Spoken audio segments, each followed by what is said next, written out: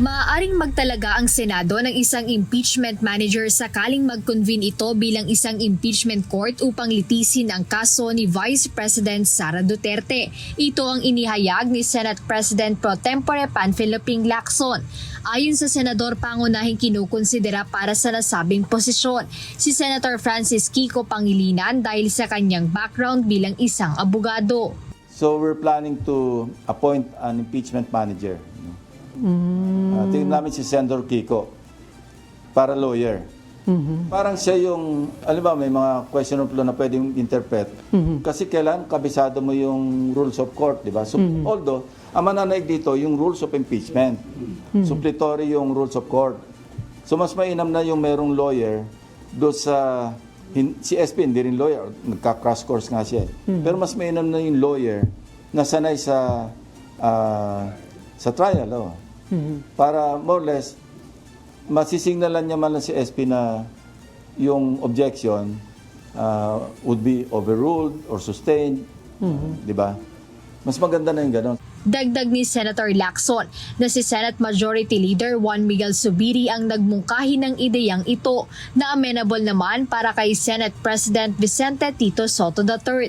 Layunin ng hakbang na ito na matiyak ang maayos na daloy ng paglilitis. Aniya, nais ni SP Soto na magsilbing shepherd o gabay sa buong proseso ang impeachment manager na katulad ng papel na ginagampanan ng isang majority leader sa regular na sesyon. Sabi ko, I also agree kasi kailangan natin talaga merong legal mind na talaga yung lawyer na nandiyan. Kasi parang siya yung magsi-shepherd nung, aside from the Senate President, the presiding, parang siya yung bastonero sa floor.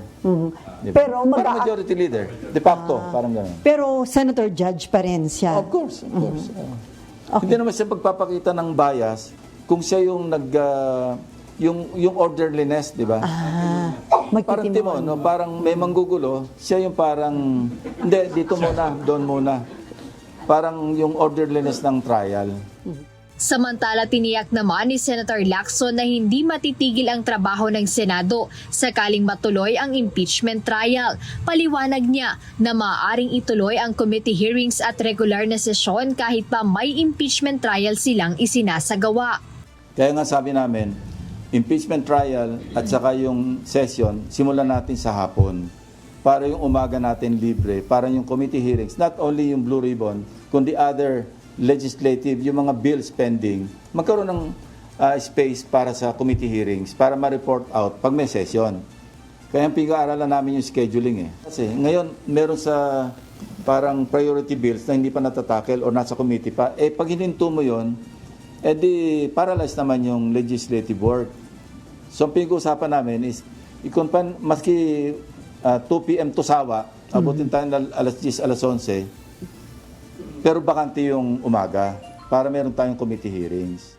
Jed Neresina, humahataw sa balita ngayon.